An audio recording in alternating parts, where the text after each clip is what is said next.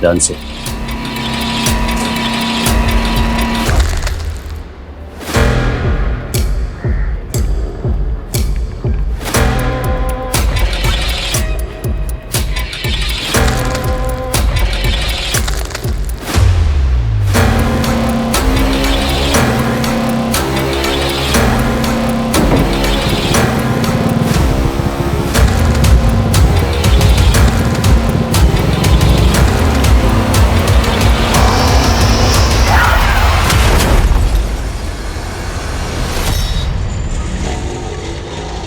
पिछले 1 साल में एनडीसी ने जितना ड्रग अलग अलग स्टेट से सीज किया है सर, उससे 2 गुना ड्रग्स हम 6 महीने में सीज कर चुके हैं। और सर अब तक पता नहीं चला है कि ये ड्रग्स आ कहाँ से रहा है।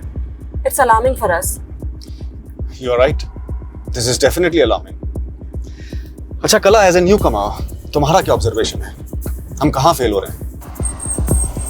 सर कॉलेज के दौरान हम स्टूडेंट्स जब डिस्कस करते थे तो कहते थे कि खबरी network is the key. I think हम वहाँ फेल हो रहे हैं सर। तुम्हारा कोई पर्सनल खबरी है?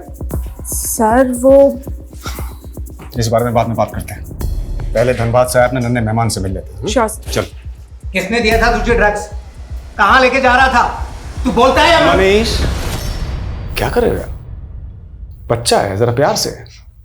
सर बच्चा नहीं बाप है। जिस स्कूल की यूनिफॉर्म पहन रखी है उसमें पढ़ता तक नहीं, तो गलती से इसका एक्सीडेंट हो गया और ट्रैफिक पुलिस वाले के हाथ लग गया, वरना आज 7 किलो ड्रग्स डिलीवर कर चुका होता है। देखो तुम्हें डरने की बिल्कुल जरूरत नहीं है, तुम मुझसे बात करो। हाँ, सच सच बताओ, नाम क्या है तुम्हारा? पेरू। पेरू। पेरू, कहाँ रहते हो तुम? तुम्हारे माता पिता कहाँ रहते हैं? अच्छा एक काम करेंगे, उनको बुला लेंगे, फिर उनके साथ चले जाएंगे। हमारा कोई नहीं है साहब, हम तो भीख मांगते। वो सेठ हमको खाना खिलाया, बोला रोज खिलाएगा, सोने के लिए जगह भी देगा और सब स्कूल भी भेजेगा। कौन है वो आदमी?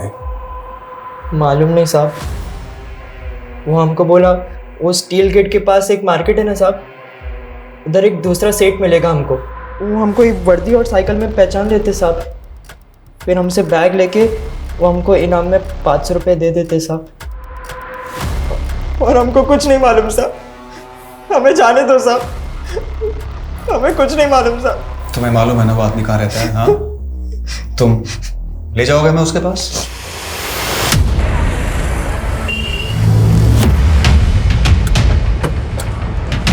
यहाँ पर? हाँ साहब हम यही भीख मांगते थे साहब। कहाँ? यहाँ? हाँ, फिर उस दिन वो आदमी आया और हमको अपने घर ले गया। उसका घर कहाँ है, याद है? हाँ साहब, यही बगल में।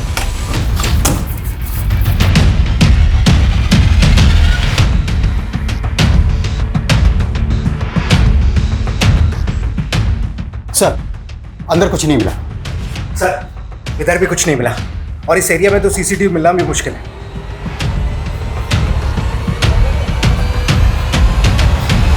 उसका हुलिया याद है?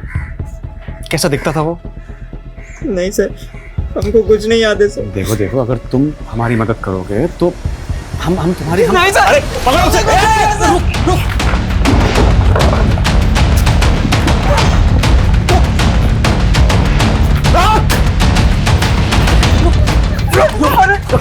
भाग क्यों रहा है? क्यों भाग रहा है? हमको छोड़ दो साहब, हम तो सिर्फ स्कूल में पढ़ना चाहते थे, इसलिए उसकी बातों में आ गए। हम भीख मांगते साहब, भूल गए थे कि यही हमारी किस्मत है।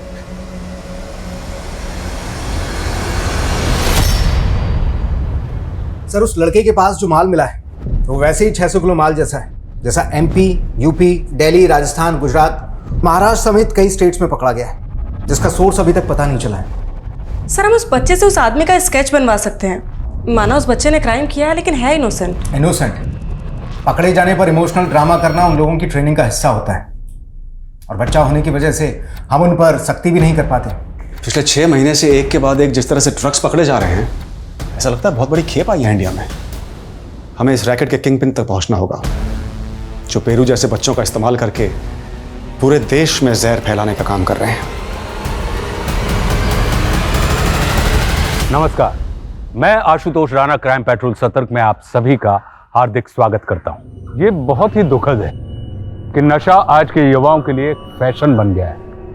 नशा आज के दौर की सबसे गंभीर समस्या है और बीते सालों में ड्रग्स की मांग और खपत में चौंकाने वाली वृद्धि हुई है। ड्रग्स आज बढ़ते अपराधों का भी कारण बन के सामने आ रहा है। जिस परिवार का एक भी सदस्य नशे के चंगुल में फंस जाता है, उस परिवार की पीड़ा किस चरम पर होती है, ये शायद हमने और आपने अपने आसपास जरूर देखा होगा। जो लोग इस ड्रग्स का जाल फैलाकर इसका गैर कानूनी बाजार कर रहे हैं, वो हमारे देश और समाज के बहुत बड़े दुश्मन हैं।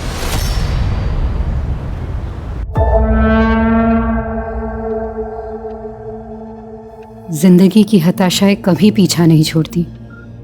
हर मोड़ पर एक नई प्रॉब्लम खड़ी होती है। हम सोचते हैं कि हमें उम्मीद नहीं छोड़नी चाहिए, और अपनी उम्मीदों को जिंदा रखने के लिए ना जाने हम क्या क्या करते रहते हैं। दुआओं में बहुत ताकत होती है। दुआएं पत्थर को भी सोना बना सकती हैं। समझ लो कि इस तावीज़ में जादू है, और ये जादू तुम्हारे दिल पर ऐसा असर करेगा कि तुम्हारे दिल की हर ख्वाहिश पूरी हो। काश कि आपकी कहीं बातें सच हो जाए। पापा, पैसा कीजिए कि ऐसे 3 ताबीज़ मुझे और दे दीजिए। हाँ। मेरी ज़िंदगी में 3 लोग हैं, मैं उन्हें भी ये ताबीज़ पहनाना चाहती हूँ। मम्मा, ये क्यों बांध रहे हो? ये तुम्हें हर बुरी नज़र से बचाएगा बेटा। दीदी, आप ये किन अंधविश्वासों में पड़ गई हैं? मैं अंधविश्वासी नहीं हूँ शालू, लेकिन दुआओं में भरोसा है मेरा। मैं तो तेरे और रोहन जी के लिए भी एक एक ताबीज़ लाई हूँ। दीदी, इन सब से कुछ नहीं होता। वैसे भी ये सिर्फ अंधविश्वास की अरे बात है। शालू, दीदी हमारे लिए कुछ प्यार से लेके आई है तो आशीर्वाद समझ के पहन लो ना, उसमें हर्ष क्या है। तुम दोनों की तो नई नई शादी हुई है। ये ताबीज़ तुम दोनों में प्यार बढ़ाएगा। हाँ गुरबंश, मैं निकल चुकी हूँ। तुम्हें कितना टाइम लगेगा?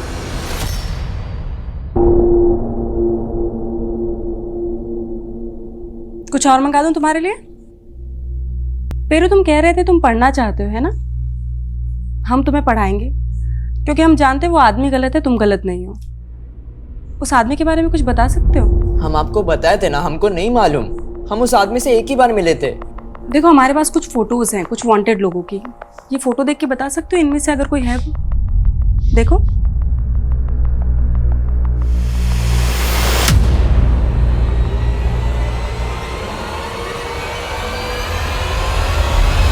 ये तो बबलू है।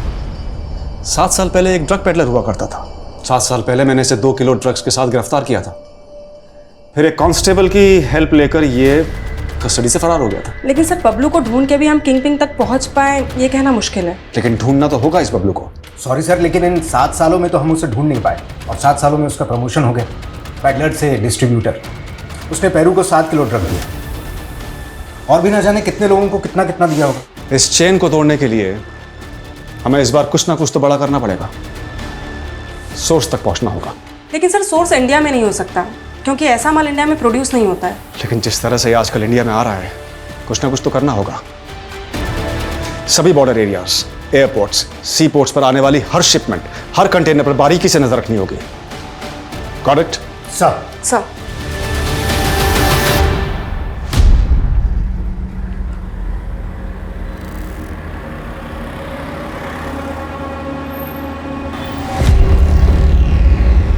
नहीं मैडम, मैं सामान लेकर आया।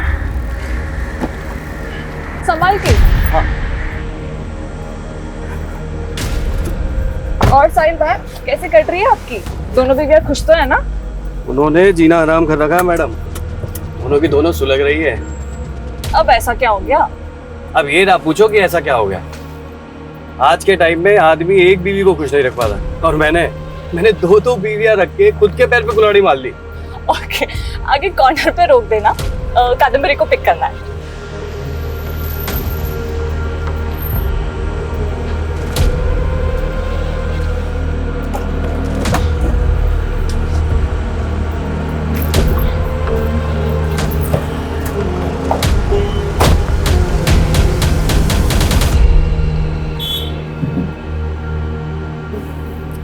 तुझे पता ही, ये साहिल भाई है ना, अपनी बीवियों की बातें कर करते।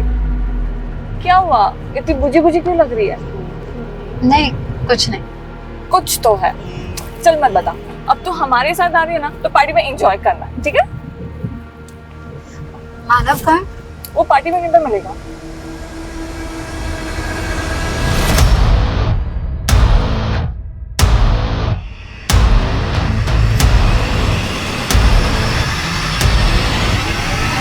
Cheers! यार क्या सूखी पार्टी है, गाना वाला बजा। हाँ हाँ, कबीर जरा म्यूजिक ऑन करना यार। अच्छा लग रहा है नहीं? कबीर कुछ खाने को भी लेके क्या आ। हो गया है कादम्बरी? बहुत अपसेट लग रही है कब से। नहीं, कुछ नहीं है। देख कादम्बरी, हम सब अपनी अपनी प्रॉब्लम से लड़ रहे हैं। तू अपनी बहन से परेशान है, साहिल भाई अपनी बीवियों से परेशान है, और मैं मानव से परेशान। हाँ, परेशान तो मैं हूँ तुझसे। शादी का प्रॉमिस करती है और करती है नहीं, और गलत मैं हूँ। अच्छा ये सब बातें छोड़िए, ये बताइए बाकी लोग कब आ रहे हैं? क्या हम 4 ही पार्टी करते रहेंगे? नहीं साहिल भाई, आ ही रहे हैं बाकी सब भी। मनोज भैया, मनोहर से 10 बजे ही आ रहे हैं, आप लोगों को तुरंत जाना होगा। अरे यार, अभी एकदम से कैसे निकल जाएंगे? वो सब मुझे नहीं पता, अगर सेठ आ गए ना तो बहुत पंगा हो जाएगा। आप लोगों के पास 10 मिनट है यार। नहीं, आप चले जाओ जल्दी से। सुनो यार, एक प्रॉब्लम हो गई है। हम लोग एक काम करते हैं, दूसरी जगह चलते हैं। वैसे भी जो लोग लेट आने वाले हैं उनको वही बुला लेंगे। क्या प्रॉब्लम आ गई है? अरे लाइट क्या हुआ? ये साला कमीना केयर टेकर हमें भगाने के लिए लाइट काट दी उसने। मैं अभी देखता हूँ।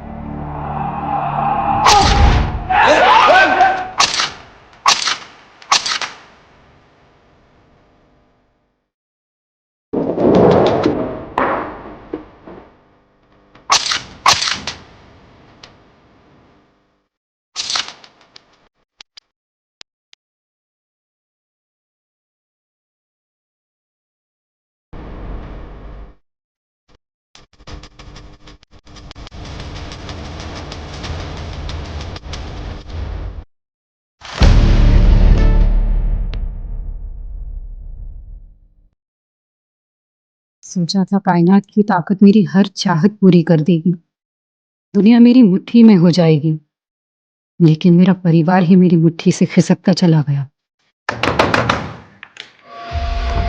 कौन है तेरे साथ? दीदी कौन आया था यहाँ पे? क्या हुआ है?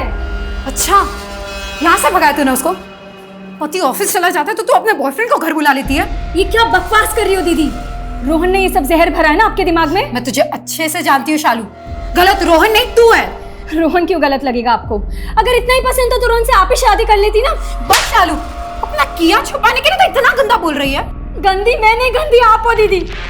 आपका अफेयर चल रहा था ना रोहन के साथ, तभी आपने मेरी शादी रोहन से करा दी ताकि आप अपने प्यार के साथ रह सको और मैं अपने प्यार से दूर हो जाऊं। छी शर्म, मुझे नहीं चाहिए ऐसी दोगली बहन। और आज के बाद मुझ पर हाथ मत उठाना, समझी?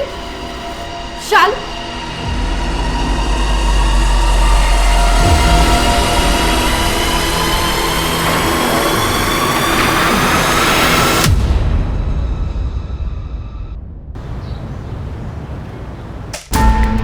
सर स्टील गेट के पास बबलू इस सीसीटीवी में कैप्चर हुआ है। सर बाइक से उतर के वो उस डायरेक्शन में गया और फिर 13 मिनट के बाद वापस आया। जाते हुए इसके हाथ में बैग था, आते हुए नहीं।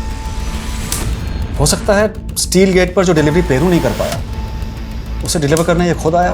पता चला ये स्टील गेट पर किससे मिला? सर पूछताछ जारी है, लेकिन ये बाइक इस मुकेश यादव के नाम पे रजिस्टर्ड है।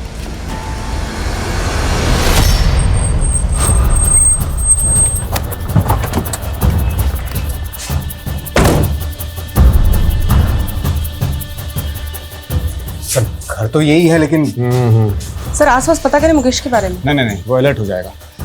यही नजर रखो, और दोनों में से कोई भी दिखे तो उठा लो। Okay sir.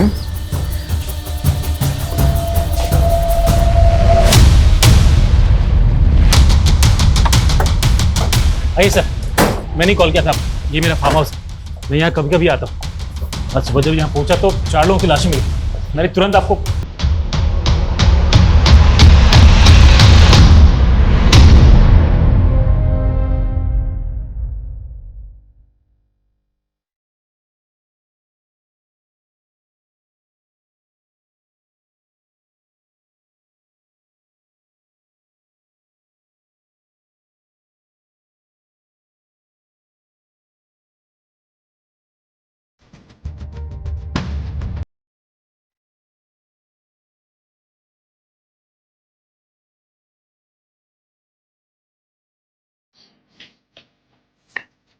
कौन है ये लोग?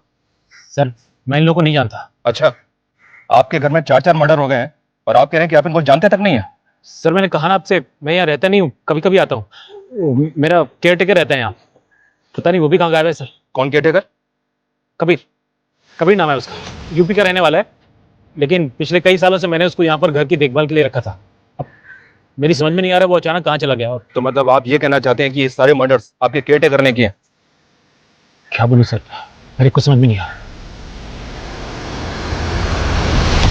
सर कल से ना मुकेश यादव घर आया है, ना ही बबलू को वहाँ देखा गया है। लेकिन सर मुकेश यादव का नंबर मैंने पता किया है, उसका फ़ोन अभी ऑफ आ रहा है। उसका CDR निकलवाओ और उसका फ़ोन सर्वेलेंस पे डलवा दो। Okay sir. सर, कभी मनीष। सर हम यहाँ बबलू को ढूंढ रहे हैं और वहाँ उड़ीसा पोर्ट पर आज सुबह एक शिपमेंट सीज हुई जिसमें 1500 किलो ड्रग मिला। 1500 kilo? Yes sir.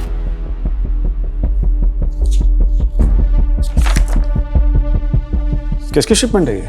Sir shipment एक एशियन कंट्री महमूद एक्सपोर्ट्स ने इंडिया को भेजी, दुर्गापुर के कुणाल ट्रेडर्स को। और ये दुर्गापुर की कुणाल ट्रेडर्स कंपनी किसके नाम पे है? आप हमसे ऐसे सवाल क्यों पूछ रहे हैं सर? हमें सर ऐसा की होचे सर, ये हम पे अन्याय हो रहा है सर। सुदीप के पिताजी स्वतंत्रता सेनानी थे और आप हम पे ऐसा आरोप लगा रहे हैं सर। वेस्टर्न एशियन कंट्री की महमूद एक्सपोर्ट के बारे में तो जानते होंगे आप। हाँ, वो company raw talcum powder material produce करती है और मैं उस कंपनी के जरिए रॉ टेल्कम पाउडर इंपोर्ट करता हूँ। रॉ टेल्कम पाउडर नहीं, ड्रग्स, और वो भी 1500 किलो। ड्रग्स? नहीं सर, कोई बहुत बड़ी मिस्टेक हुई है। मैंने 1500 kg raw talcum powder material ही मंगवाया था।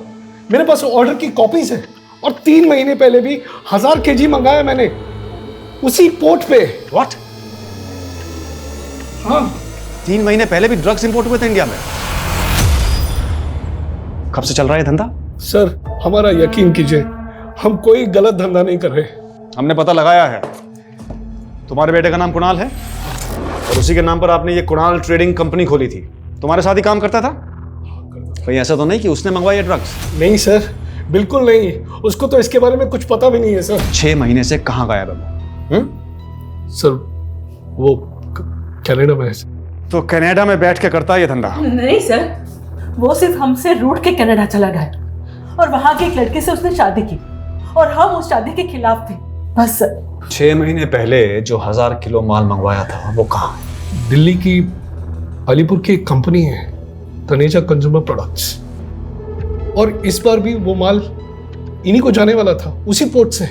तो यानी कि इंपोर्टेड माल को रिसीव करने के लिए तुम्हारा भी एक आदमी रहता होगा पोर्ट पे? नहीं सर, तनेजा कंज्यूमर का मैनेजर राजेश पांडे वो गया था पोर्ट पे माल लेने के लिए। अगर राजेश पांडे मैनेजर है तो तनेजा कंज्यूमर कंपनी का मालिक कौन है? उस कंपनी का मालिक है कुलजीत तनेजा। सर कम इन।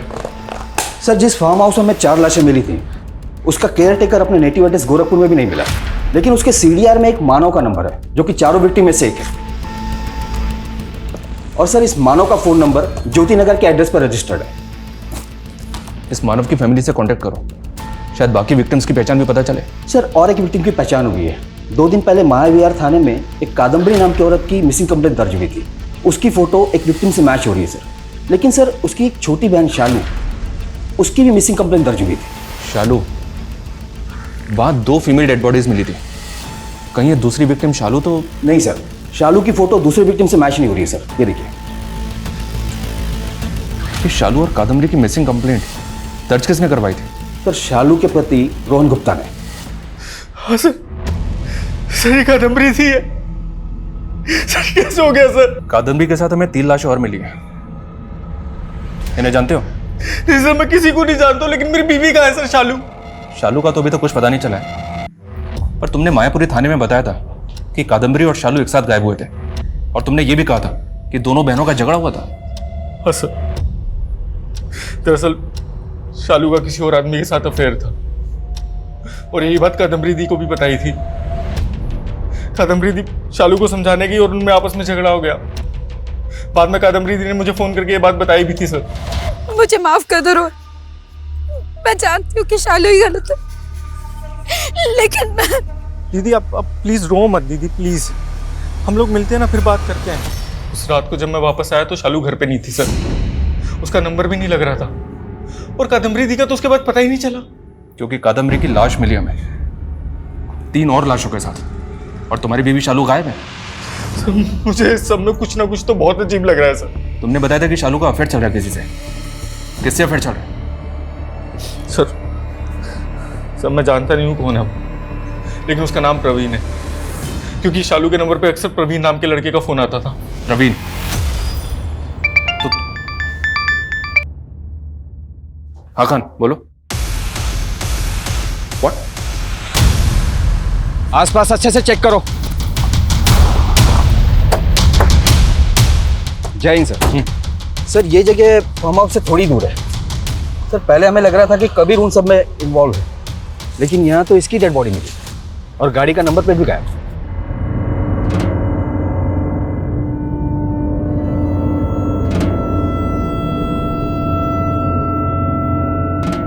खान, तुम तो मानव के एड्रेस पे भी गए थे ना?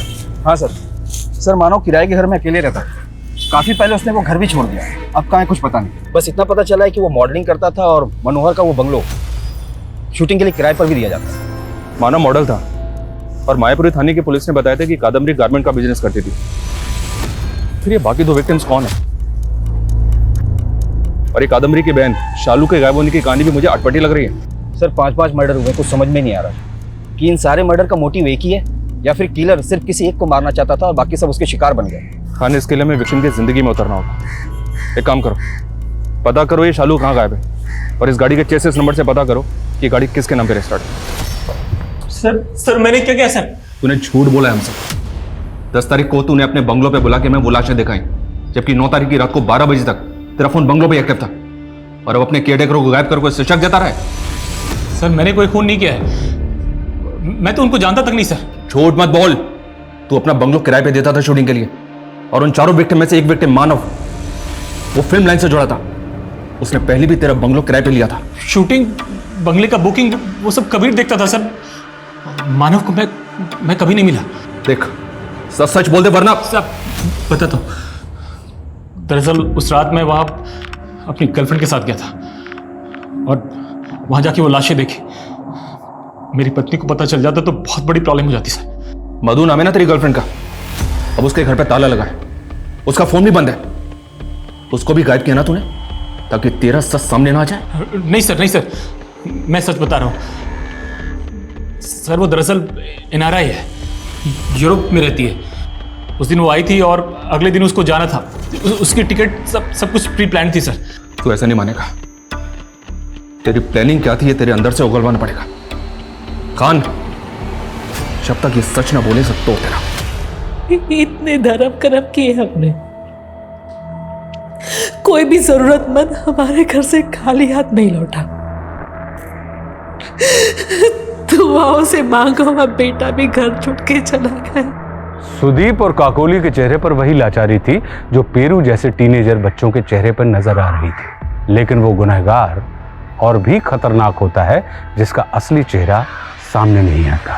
ड्रग्स के गैर कानूनी धंधे में ये वो सरगना होते हैं जो एक अदृश्य राक्षस की तरह अपराधों की ऐसी चैन, ऐसा जंजाल बुनते हैं जिसका भेदन करना आसान नहीं होता। देश की सीमाओं से लेकर हमारे राज्यों, शहरों और हमारे मोहल्ले पड़ोस तक ये लोग कैसे अपना नेटवर्क फैला लेते हैं। हम ड्रग्स कंज्यूम करने वाले बड़े बड़े सेलिब्रिटीज की गिरफ्तारियों के किस्से सुन के चौंकते रहते हैं, लेकिन ये ड्रग्स का धंधा किसकी शह पे अपने पांव पसारता है, इसका जवाब हमें कभी नहीं मिलता। ये केस भी चक्रवात की तरह उलझा हुआ था। वहीं दूसरी ओर 4 आम लोगों की हत्या का मामला सामने आया था जो कई चौंकाने वाले पहलुओं से जुड़ा हुआ था। धीरे से बहुत दर्द, नहीं रहने तो बहुत दर्द हो रहा है, नहीं बर्दाश्त हो रहा। दादा, अम्मी का रो के बुरा हाल हो गया और आप कुछ बोल ही नहीं रहे। हमें यकीन नहीं तुम्हारे अम्मी के बयान पे कुछ भी बके जा रही है नाजिया के खिलाफ। अब्बू, अबे क्या आपको मुझसे ज्यादा उस नाजिया पे भरोसा है? जब आपके बेटे ने उस नाजिया के साथ दूसरा निकाह किया तो आपने क्या कहा था कि उसका हक है, और जब नाजिया ने मुझे गुंडों से पिटवाया, इस जायदाद से मेरा पत्ता साफ करना चाहा, तब भी आप उसकी पैरवी करेंगे? दादा, अब बस बहुत हुआ। अगर आपने अभी भी कुछ नहीं कहा तो हम पुलिस के पास जाएंगे। फिर बाद में ये मत कहना कि घर की बात पुलिस खुदा के वास्ते चुप बैठोगे तुम? कुछ भी बके जा रहे हो। हम बात करेंगे नाजिया से।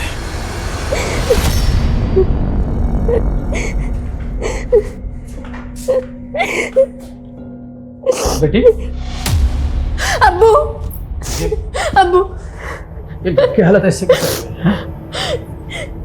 जब इसने किया, ये कामिल ने मेरी आबरू, मैं इसकी छोटी अम्मी हूँ और इसने मेरे साथ। ये झूठ बोल रही है दादा। लेकिन ये तो कह रहा था कि तूने गुंडे भिजवाए थे इसकी अम्मी को पिटवाने के लिए। अब्बू ये झूठ बोल रही है, अपने बेटे की करतूत छुपाने के लिए नाटक कर रही है। मैं नाटक करूंगी? कर रही हो।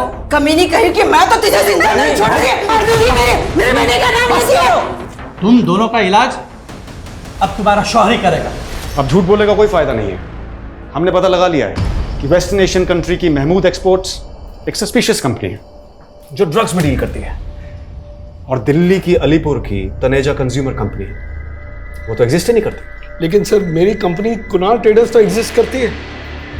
मेरी गलती सिर्फ इतनी थी कि मैंने अपनी कंपनी उन क्रिमिनल्स को रेंट पे दे दी। मुझे तो पता भी नहीं कि एक मिनट, रेंट पे दे दी मतलब? 5 महीने पहले मुझे एक ईमेल आया सर। वो मेल कुलजीत तनेजा की मेल आईडी से आया था।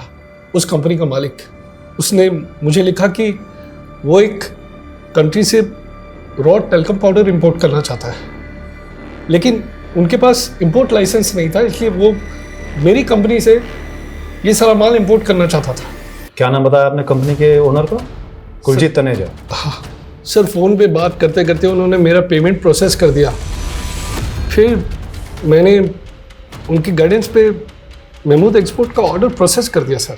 तो 3 महीने पहले जब पहली शिपमेंट आई और राजेश उसको लेकर दिल्ली गया तो राजेश तो मिला होगा आपसे? नहीं सर, मेरी तनेजा और राजेश से सिर्फ फ़ोन पे बात होती थी बस। फोन पे बात हुई? Phone, it's a fake phone, fake ID, fake company, इतना तो जानते होंगे आप। सर मुझे मालूम तो था कि कुछ तो गलत हो रहा है, ये लोग कुछ तो गलत कर रहे हैं, लेकिन मैं बहुत ज़रूरतमंद था सर। मैं अपनी ज़रूरतों में फंस गया था। भले मेरी इस कंपनी में मेरी बीवी का नाम है, लेकिन उसका इससे कुछ लेना देना नहीं है। अपनी से जाने दो साहब, और जो सज़ा देनी है मुझे दे दो।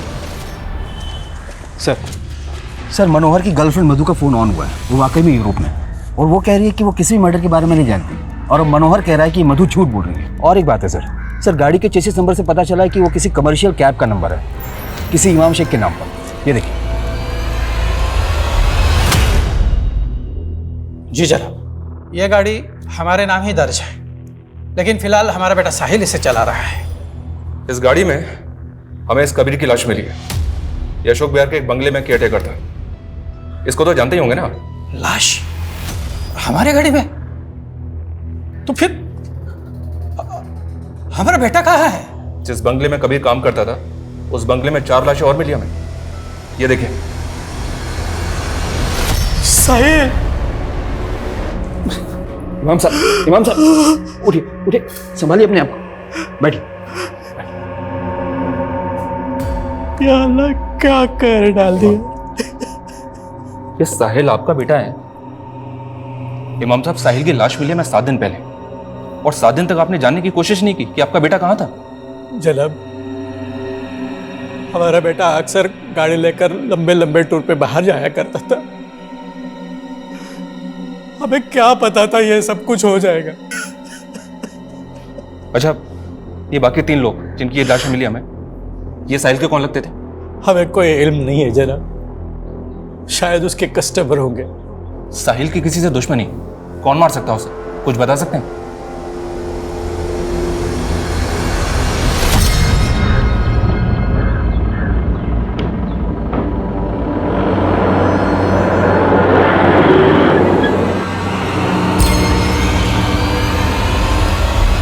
काबिल का कहाँ है? काबिल! अरे मैं उस कमीने को छोड़ूंगा नहीं, याद में।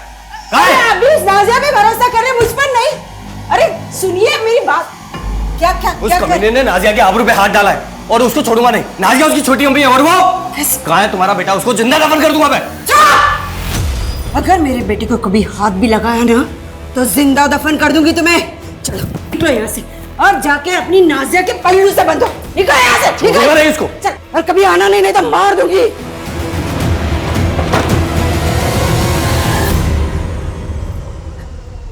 कामिल, कैसा है बेटा तू? कहाँ है? तू ठीक है ना? सर, फॉरेन मिनिस्ट्री सुदीप और काकोली के बेटे कुणाल की एक्टिविटीज को कनाडा में मॉनिटर कर रही है, लेकिन सर उसका ड्रग डील से कोई कनेक्शन नहीं मिल रहा है। ड्रग्स की तस्करी करने वाले आए दिन ऐसे चौंकाने वाले तरीके इजाद करते रहते हैं। Air travel, train travel, road travel, हर रूट पर इनकी पकड़ होती है। पब्लिक ट्रांसपोर्ट में इनके लोग जूतों में, सॉक्स में, बैग्स में माल लेकर ट्रैवल करते हैं, क्योंकि वहाँ चेकिंग कम होती है। जहाँ सिक्योरिटी मजबूत होती है वहाँ ये लोग 25 से 50 ग्राम गले के अंदर सटक कर ट्रैवल करते हैं और डेस्टिनेशन पे पहुँचकर उल्टी करके बाहर निकाल देते हैं। गाड़ी के टायर और ट्यूब में ड्रग्स भरकर न जाने कितने स्टेट्स के बॉर्डर्स पार कर लेते हैं। ये 90% माल इसी तरह से पूरे देश में डिस्ट्रीब्यूट हुआ होगा। इस बार हमें सिर्फ माल नहीं ढूंढना है, बल्कि इस चेन को फैलाने वाले किंग पिन को भी तो पहुंचना है। तो मुकेश और बबलू की तलाश तेज कर दो, और जितने भी पेडलर, जितने भी डिस्ट्रीब्यूटर्स पिछले 3 महीने में पकड़े गए हैं उनसे नए सिरे से पूछताछ करो। सर, इन सबको बहुत ब्रूटली मारा गया है। किसी की बॉडी पे 9 स्टैबिंग मार्क्स है, किसी की बॉडी पे 11, किसी की बॉडी पे 15, और साहिल की बॉडी पे तो सर 19 स्टैबिंग मार्क्स हैं। और इस लड़की की पहचान भी अभी तक पता नहीं चली हमें। सर, इस लड़की की बॉडी पे एक स्ट्रेंज चीज नोटिस करने वाली है। इसके पेट में कई सर्जरी के निशान हैं। ऐसा लगता है इसका 2-3 बार ऑपरेशन हुआ है। डिलीवरी वाला ऑपरेशन? नहीं सर, डिलीवरी वाला नहीं। इसने कभी बच्चा पैदा नहीं किया, लेकिन ऐसा लगता है जैसे इसे कोई बीमारी हो, ट्यूमर हो, एनीथिंग, इसे ऑपरेशन करके निकाल लिया गया। अच्छा, ये सर। हाँ हाँ बोलो सर। मानव के सीडीआर में गुरुवंश का नंबर मिला है। जिस चौथे विक्टिम की पहचान नहीं हो पाई थी, अब उसकी पहचान हो गई है। सर, इसका फ़ोन पंजाब के पटियाला के एड्रेस पर रजिस्टर है। तुरंत पटियाला जाओ। और ये शालू के बारे में कोई लीड? नहीं सर, लेकिन शालू के सीडीआर में जो फेक आईडी का नंबर मिला था, वो नंबर मैंने उसके पति रोहन को दिखाया, तो उसका कहना है कि वो नंबर शालू के मोबाइल में प्रवीण के नाम से फीड था। मतलब वो भी इस बात को मान रहा है कि शालू का अफेयर किसी प्रवीण नाम के लड़के से चल रहा था? लेकिन सर, प्रवीण को शालू के साथ किसी ने देखा नहीं। हो सकता है कि रोहन हमें अभी भी घुमा रहा होता। और इसमें ना टिफिन रख दिया है मैंने, अरे याद से खा लेना, ठीक है?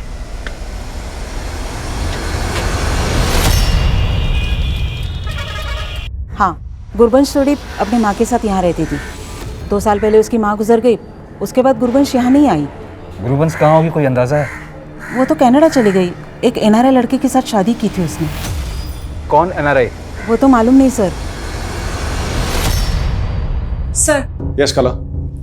सर, सुदीप ने जो कुलजीत और राजेश के फेक आईडी और नंबर्स दिए थे, उसमें से राजेश की आईडी के सीडीआर मैंने चेक किए हैं। सर, उसमें बाकी आईडीज तो फेक हैं, लेकिन एक नंबर मिला है शालू गुप्ता का। Shalu Gupta? Yes sir. Sir, उसे रायपुर पुलिस भी ढूंढ रही है। सुदीप के शिपमेंट पकड़े जाने के 10 दिन बाद 5 मर्डर हुए थे सर। सर, उसमें से एक थी कादम्बरी। कादम्बरी शालू गुप्ता की सिस्टर है, और सर शालू इस केस में प्राइम सस्पेक्ट है। ये फेक आईडी का नंबर तो हमने शालू के सीडीआर में भी नोटिस किया था। शालू के पति ने हमें बताया था कि शालू के फोन में ये नंबर प्रवीण नाम से फीड था। और राजेश की तरह ये नाम भी फेक होगा। और अब ये फोन एक ऐसा क्रिमिनल इस्तेमाल कर रहा है जो हजारों किलो ड्रग्स की तस्करी में इन्वॉल्व है। क्या शालू का ऐसा कोई कनेक्शन मिला? नहीं, वो तो अपनी बहन कादम्बरी की गारमेंट शॉप में पार्टनर थी जिसका मर्डर हुआ था। और ऐसे 4 मर्डर्स और हुए। शालू के अलावा कोई और सस्पेक्ट? हमारा सस्पेक्ट उस बंगलों का मालिक मनोहर भी है, और शालू के पति रोहन पे भी हमारा शक है। लेकिन रिसेंटली हमें यह पता चला है कि साहिल का बेटा कामिल भी गायब है, जो उसकी पहली पत्नी आसमा से था। साहिल के फादर ने हमें आसमा के बारे में नहीं बताया, बल्कि उसकी दूसरी पत्नी नाजिया के बारे में ही बताया था। हमने नाजिया से इंक्वायरी की तो उसने बताया कि कामिल ने उसका रेप किया था, और आसमा का कहना है कि नाजिया के आरोप झूठे हैं। लेकिन ये कामिल अभी भी गायब है, और उसकी अम्मी, नाजिया और इमाम, ये सब लोग हमारी रडार पे हैं। पर ड्रग से जुड़ा हुआ कुछ भी अभी तक इस केस में पता नहीं चला है। कबीर को छोड़ के बाकी लोगों के सीडीआर में एक दूसरे के नंबर हैं। ये सारे लोग एक दूसरे को जानते थे। इतना पता चला है कि गुरवंश और मानव लिव इन पार्टनर थे, लेकिन गुरवंश के नेबर्स ने बताया कि गुरवंश की शादी एक एनआरआई लड़के से हुई थी। और एक खास बात, ये साहिल एक कैब ड्राइवर था, लेकिन इसके पास एक और कैब थी जिसे इसका बेटा कामिल चलाता था। और कामिल अब एक कैब के साथ गायब है। अगर आपको कामिल या शालू किसी के बारे में कोई भी लीड मिले तो हमें जरूर बताइएगा। फिलहाल हम शालू के पति रोहन से मिलना चाहते हैं। सर देखिए, मैं मानता हूँ कि मेरी बीवी शालू का परवीन से अफेयर था, लेकिन सर मुझे नहीं लगता कि उसका कुछ ड्रग से लेना देना था सर। फिर भी उस क्रिमिनल से उसकी बातें तो होती थी। उस परवीन या वो जो भी है उसके बारे में कुछ भी जानते हो तो अभी बता दो। सर मैं सर कुछ नहीं जानता हूँ, मैं सच कह रहा हूँ। सुदीप द्वारा लिए गए 2 नाम राजेश और कुलदीप अभी भी एनडीसी के लिए रहस्य बने हुए थे और अब शालू के पति ने किसी प्रवीण का नाम ले लिया था। लेकिन ये कौन थे, कहां थे, इसका कोई सुराग नहीं था। लेकिन जल्दी ही एनडीसी ने ड्रग डीलर बबलू और उसके दोस्त मुकेश को पकड़ लिया था। लेकिन वो भी इस धंधे की बहुत छोटी मछली थे जिन्हें अपने ऊपर वालों का अता पता नहीं था। सुदीप के पकड़े जाने के बाद एनडीसी उसके जैसे कई इंपोर्टर्स की डिटेल निकाल रही थी और ये 1000 किलो से लेकर 1500 किलो तक ड्रग का आंकड़ा कई गुना बढ़ने वाला था। वहीं कादम्बरी, साहिल, गुरवंश और मानव की हत्या का राज और भी गहराता जा रहा था। सर, रायपुर पुलिस ने बताया था कि गुरबंश की शादी एक एनआरआई लड़के से हुई। मैंने पासपोर्ट विभाग जाकर उसके पासपोर्ट की डिटेल ली, लेकिन उसके पति के बारे में कुछ मालूम नहीं चला। हाँ, पिछले 2 सालों में गुरबंश को 21 कंट्रीज का ट्रैवल वीजा मिला। 2 साल में वो 21 कंट्रीज में गई। गुरबंश के पोस्टमार्टम से पता चला था कि उसकी बॉडी पर 2-3 ऑपरेशंस के निशान थे, लेकिन उसकी किसी बीमारी के बारे में पता नहीं चला था। सर, आपको लगता है कि गुरबंश ड्रग कैरियर हो सकता है। ड्रग्स के डिस्ट्रीब्यूशन में अक्सर ऐसे कैरियर का इस्तेमाल किया जाता है और एक्सपर्ट सर्जन्स भी इस रैकेट में शामिल होते हैं जो ह्यूमन कैरियर को बेहोश करके उसकी बॉडी के एक हिस्से को काट के वहाँ ड्रग्स प्लांट करके उसे स्टिच कर देते हैं। सर, अगर गुरबंश ह्यूमन कैरियर थी तो फिर इसमें शालू का क्या रोल होगा, क्योंकि वो उस क्रिमिनल के टच में है जो ड्रग्स दिल्ली लेके जाता है पोर्ट से। हो सकता है ये सब के सब ड्रग्स के धंधे से जुड़े हों और ये जो मर्डर है ये हो सकता है किसी पर्सनल ग्रज की वजह से हुआ हो। कादम्बरी, कबीर, साहिल, शालू, इन सब के पिछले 1 साल की ट्रैवल की हिस्ट्री निकालो। सर,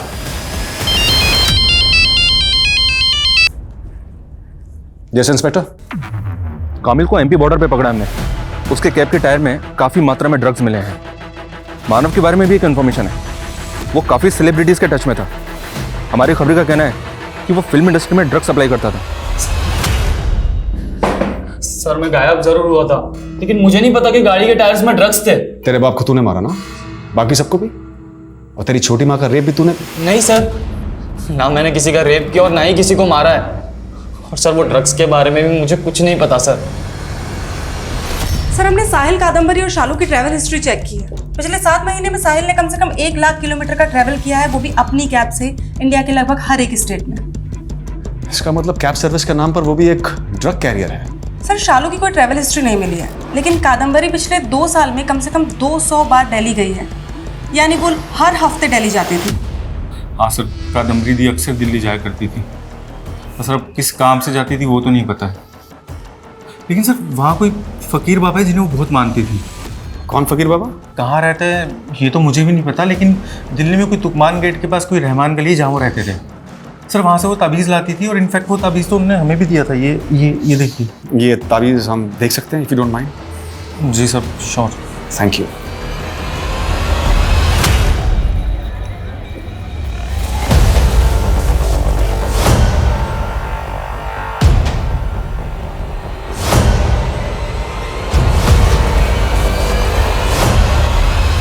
साहब, मानता हूँ साहब, मानता हूँ मैं छोटा मोटा ड्रग पैडलर हूँ साहब।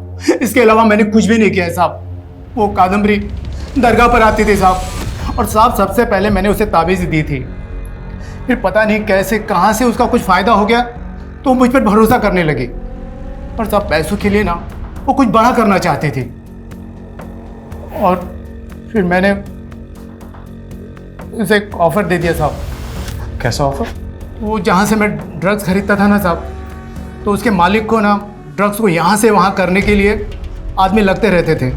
मैंने कादम्बरी को उनसे मिला दिया और कादम्बरी की वहाँ पर अच्छी सेटिंग हो गई साहब।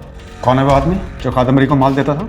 वो सब लोग उसको भाईजान कहते हैं साहब। बाकी ना तो मुझे उसका नाम पता है और ना ही ठिकाना साहब।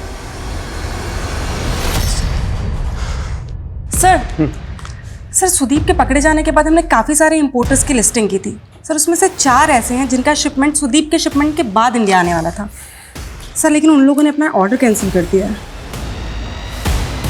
तो इन चारों के बिजनेस और इनकी एक्टिविटीज को क्लोजली मॉनिटर करो। Okay sir. देखो, शिपमेंट मैंने तुम्हारे कहने पे कैंसिल की। मैं अब अपना और नुकसान नहीं कर सकता। मुझे मेरे पूरे पैसे चाहिए। ठीक है, तो अपना पैसा ले और मेरा माल मुझे दे। ठीक है सर। या कला, सर इन 4 इंपोर्टर्स में से एक है जयदेव सैनी। सर इसकी एक्टिविटीज़ काफ़ी सस्पिशियस है। सर 2 साल पहले इसकी कबाड़ी की दुकान थी, फिर उसने इंपोर्ट एक्सपोर्ट का लाइसेंस लिया अचानक से, और जब जेडी इंपोर्ट एक्सपोर्ट का मालिक बन गया।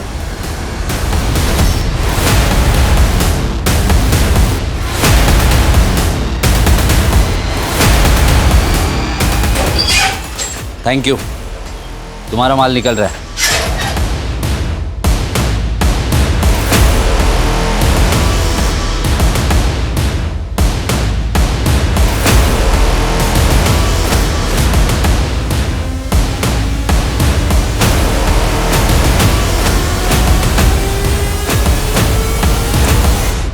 पकड़ पकड़ मनीष, पकड़ मनीष, पकड़ इसको। माल जहां जा रहा था वहीं चल, समझदारी दिखाई तो खोपड़ी खोल दूंगा। लेके चलो इसको।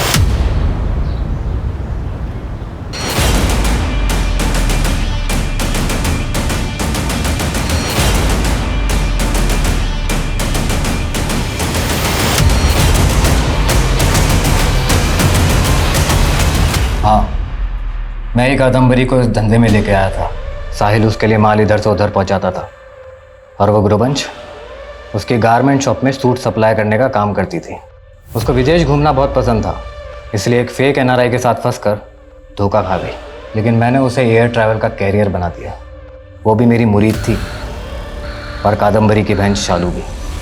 मतलब प्रवीण भी तू ही है और राजेश भी तू ही है। सुदीप को तूने ट्रैप किया? नहीं, वो तो बड़े भाई का काम था। बड़ा भाई कौन? कुलजीत?